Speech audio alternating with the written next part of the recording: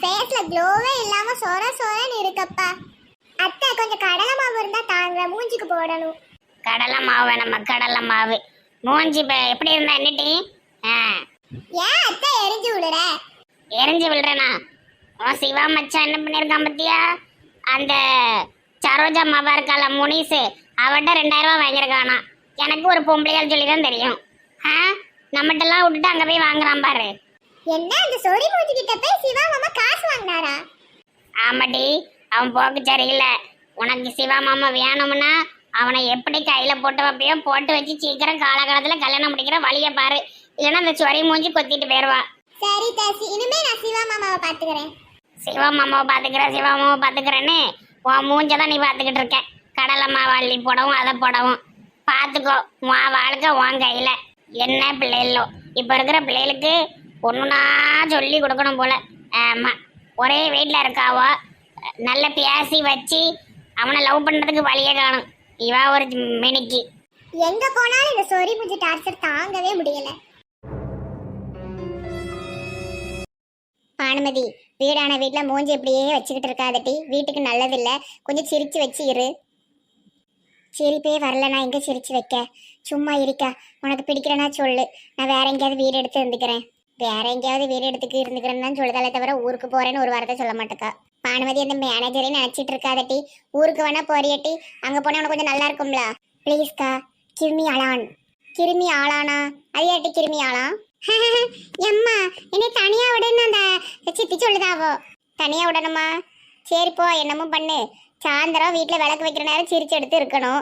இப்படி மூஞ்சில மூதேவி பிடிச்சாப்புல உட்காந்துருக்கே, அதான் சொன்னேன். சரிம்மா, வா இஷ்டம். அக்காவு பங்கஜக்காவு என்ன செய்தியோ? என்ன அதிசயமா சாயந்தர வேலையில வந்திருக்கியோ? ஏன் நாங்க வரக்கூடாதோ? ஏன் வரக்கூடாது? எப்பனாலும் வரலாமே டி. வாங்கிட்டு இருங்க. பிள்ளைகளோ படிக்க போல. நைட்டுக்கு என்னக்கா சமையல்? நைட்டுக்கு என்ன, வழக்கம் போல தோசையை சுட்டு காலையில வச்சு சாம்பார் இருக்கு, சூடு பண்ணி அதை வச்சு ஓட்டிட வேண்டியதான். வேற என்ன செய்ய சொல்லு? எங்கள் வீட்டில் என்ன வச்சுருக்கோம் அவ்வளோ தெரில. ஒரு ராத்திரி ஒரு புரோட்டா, ஒரு சப்பாத்தி, அது கூட கொஞ்சம் கொண்டக்கடலை குருமா, அந்த மாதிரி ஏதாவது வச்சு தின்னா நல்லாயிருக்கும். நமக்கு டெய்லி தோசை இட்லியாக போடுதாவோ, தொண்டையில் அப்படியே விற்குது. விற்கும் விதவிதமா திங்கணும்னு டி. ஹோட்டல்காரமாக தான் கல்யாணம் பண்ணியிருக்கணும் நீ. என்ன செய்ய, என் கிறகம் அந்த பாவ மனுஷங்கிட்ட வந்து மாட்டிக்கிட்டேன்.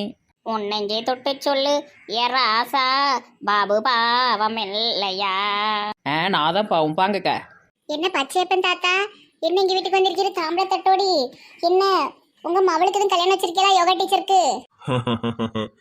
இல்ல இல்ல, உங்க வீட்டுக்கு பொண்ணு கேட்டு வந்திருக்கேன். எங்க வீட்டுக்கு பொண்ணு கேட்டு வந்திருக்கீங்களா? ஏமா, அவ சின்ன பிள்ளைல உங்களுக்கு பைத்தியம் பிடிச்சலைதா? அவ 12ஆம் தான் படிச்சுக்கிட்டு இருக்கா. யாருக்கு பொண்ணு கேட்டு வந்திருக்கீரு? எனக்குதான். எம்பிட்டு கொழுப்பு இருக்கும், சாவ போற வயசுல பொண்ணு கேட்டு வந்திருக்கீரு. அதுவும் என் பிள்ளை சின்ன பிள்ளைய. எம்பிட்டு கொழுப்பு இருக்கும். இந்த ஆளை சும்மா உடலாமா கிளட்டு கலவனை. கேட்டி சத்தியா, உனக்கு ரெட்டி கிழவன் புருஷனா வந்திருக்காரு. வாய உடச்சிருவன்ட்டி. என்னை பத்தி பேசினா புக்க கொண்டு கிழமை மோரையில எரிஞ்சிருவேன். கிழவன் பொண்டாட்டி. அம்மா, அந்த கிழவனை வெளியே அனுப்பு. ஐயோ, நீங்க எல்லாம் தப்பா புரிஞ்சிட்டீங்க. அது பச்சை பிள்ளைலாம். அந்த பச்சை பிள்ளைய போய் யாராவது பொண்ணு கேட்டு வருவாங்களா? மடத்தனமா பேசிட்டு இருக்க பங்கஜம். நீ தானே சொன்னீரு எங்க வீட்டுக்கு பொண்ணு கேட்டு வந்திருக்கீர்னே. ஏன் அவளை தவிர வேற யாரை கேட்டு வந்திருப்பீரு? என் மனைவி இறந்து 15 வருஷம் ஆகுது. அதுக்கப்புறம் நான் கல்யாணம் எல்லாம் கட்டணும்னு தோணல. உங்க தங்கச்சி கல்யாணம் முடிக்காம இருக்கிறதா ஊர்ல பேசிக்கிட்டாவோ, அதான் சரி கடைசி காலத்துல ஒரு துணையா இருக்குமேன்னு கேட்டேன். கிழட்டு பயல, பாக்கிறதுக்கு நாளைக்கு சாவ போற கிழவ மாதிரி இருந்துட்டு என்னைய பொண்ணு கேட்க வந்திருக்கியோ? நானா ரோடா போஸ்டர் அடிச்சு ஒட்டி இருக்கேன், எனக்கு மாப்பிள்ளை வேணும் கிழட்டு பயலுக்கெல்லாம் வரிசையில வாங்கினே மூஞ்சில வெண்ணிய கோரி ஊத்தி போடுவேன். எவ்வளவு கொழுப்பு இருந்தா என்னைய பொண்ணு கேட்டு வந்திருப்பாரு இந்த ஆளு. வா வெரி குட். பச்சை தாத்தா, 5 நிமிஷம் இருங்க, பொண்ணை ரெடி பண்ணி கூட்டு வந்துடுறேன். ஏக்கா நல்ல சான்ஸ்க்கா, கிளம்புங்க வாங்கக்கா. நல்லா ஒரு பட்டு சேலை கட்டி மண்டையில நல்ல மலைக்கு போச்சுட்டு வருவோம். ஏக்கா வாங்கக்கா, சூப்பர் மாப்பிளக்கா. மொட்டையர் மாதிரி இல்லை, இவர் நல்ல முடி வச்சிருக்காரு, 2 மாடு வச்சிருக்காரு, ஒரு வீடு வச்சிருக்காரு. இதுக்கு மேல என்ன வேணும்? அப்ப நீ கட்டிக்க. தப்பா பேசக்கூடாது, அதெல்லாம் தப்பான பேச்சுக்கள். என்னைய பத்தி நீங்க பேசலாம் போற கல்யாணம் முடிஞ்ச பொம்பளைய. எந்திரிங்கக்கா, என் நெட்ட வழி சொல்லிட்டி. ஏக்கா நல்ல அருமையான வாய்ப்புக்கா. அப்புறம் தாத்தா போனால் கிடைக்க மாட்டார். எந்திரிங்க. கருங்கட்டி, எல்லாத்துக்கும் ஒரு அளவு உண்டு. ஆமா, ஒரேடி ஓவரா ஆடாதுங்கட்டி.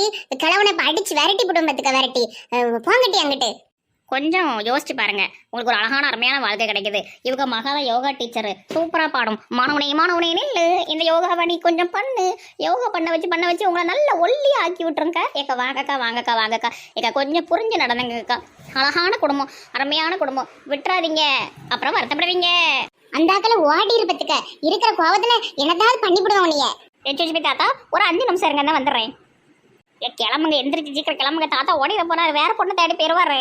இந்த கிழவங்க இருக்க போய் தானே இதெல்லாம் நடக்கு. இரு விரட்டிட்டு வாரேன். யோ கிழவா, மரியாதையா ஓடிரு. வயசுக்கு தகுந்த மாதிரி பேசாம என்ன பேச்சு. வாலிபுல இருக்கல உன் வீட்டுல யோகா டீச்சராம மண்டே உடச்சு விட பார்த்துக்கிறோம். ஓடும். கொஞ்சம் யோசிச்சு பாருமா. கேட்டு சத்தியா சோனியா, உங்க பேட் எடுத்துட்டு வாங்கிட்டு இவர் மண்டையை பிளந்துருவோம். அடிச்சிட போறா. ஏமா பங்கஜம் கொஞ்சம் யோசிச்சு சொல்லுமா. தாத்தா கவலைப்படாதீங்க. சேலை நகை எல்லாம் இருக்கட்டும்னு வேற ஒரு பொண்ணெல்லாம் பாத்துறாதியோ. நான் அந்த அக்காவை சம்மதிக்க வச்சு கூட்டு வந்துடுறேன். இங்க இருங்க சொல்லிவிட்டேன். இனிமே அந்த கலவனை வச்சு ஆராட்டி என்கிட்ட ஏதாவது கிண்டல் அடிச்சு பேசுறீங்கன்னா அப்புறம் நான் நல்ல மனசே இருக்க மாட்டேன்னு சொல்லிவிட்டேன். ஆமா, எல்லாத்துக்கும் ஒரு லிமிட் இருக்கு. நானும் காதல் தொழில மனசுடைஞ்சு போய் இருக்கு, கிண்டல் அடிச்சிட்டு இருக்காவோ கிண்டல். ஏதாவது மரத்து கடையில போய் உட்காந்து கவிதை எழுதுவோம். சி பானுமதி, நைட்டுக்கு என்னமா சாப்பிட போற? பேசும் கேமிட்டி எப்படி பேசுத? நான் போறேன், நான் ராத்திரி தான் வருவேன். நல்ல சான்ஸ் டீ, விட்டுறவே கூடாது. நல்ல அருமையான மாப்பிள்ளை. ஏக்கா ஆனாலும் உங்களுக்கு ரொம்ப அலம்பல் தாங்க முடியலக்கா. ஏக்கா பாவங்கா பானுமதி அக்கா, நம்ம அப்படி கிண்டல் அடிக்காதீங்க, அவ்வளவுதான். போட்டு கிண்டலா? நான் சீரியஸா பேசிக்கிட்டு இருக்கேன். சும்மா இருமா, இவ வேற. அவ நீ அடிச்ச கிண்டல் அவ ஓடியே போயிட்டா வீட்டை விட்டு. இன்னும் 2-3 நாள் கிண்டல் அடிச்சு ஊரை விட்டு ஓடிடுவா போலயே. இது நல்லா இருக்கே. அப்ப பச்சைப்பன் தாத்தாவை பச்சு கிண்டல் அடிச்சு உங்க தங்கச்சி ஊருக்கு அனுப்பிடலாம் போலயே. இருக்கட்டும், கைவசம் நல்ல ஐடியா மாட்டிருக்கு. அது என்னமா அந்த தாத்தா மவளுக்கு மாப்பிள்ளை பாக்குறத விட்டுட்டு தனக்கு பொண்ணு பார்த்துக்கிட்டு தெரியுதாரு. இது யோகா டீச்சருக்கு தானே மாப்பிள்ளை பார்த்துக்கிட்டு இருக்கணும் இவரு. யோகா டீச்சர் தான் நம்ம ஆரியாவே தான் ஒன் சைடாக லவ் பண்ணிட்டு சுற்றிக்கிட்டு இருந்தது. அவனும் பல்ல காட்டிட்டு தான் இருந்தான். அப்புறம் டபக்குன்னு மாறிட்டான், கட்சி மாறிட்டான். என்னன்னு தெரியலக்கா. எம்மா, நம்ம ஊருக்குள்ளதாம எல்லா குழப்படியும் நடக்குப்பா. நம்ம ஊருக்குள்ள இல்லை, எல்லா ஊருக்குள்ளேயும் எல்லா குழப்படியும் நடக்க தான் செய்யுது. சரி வாங்க நம்ம பொழப்ப பார்க்கும். அம்மா, நீ நினைக்கிற மாதிரி எதுவும் இருக்காதுமா, வேண்டாம்மா. சும்மா இருக்கழுத, உனக்கு என்ன தெரியும்? பெரியவர்களுக்கு எல்லாம் தெரியும். ஒரு ஆஸ்பத்திரியில போய் செக் பண்ணிட்டு வந்துருவோம். அப்பதான் மனசுக்கு கொஞ்சம் நிம்மதியா இருக்கும்.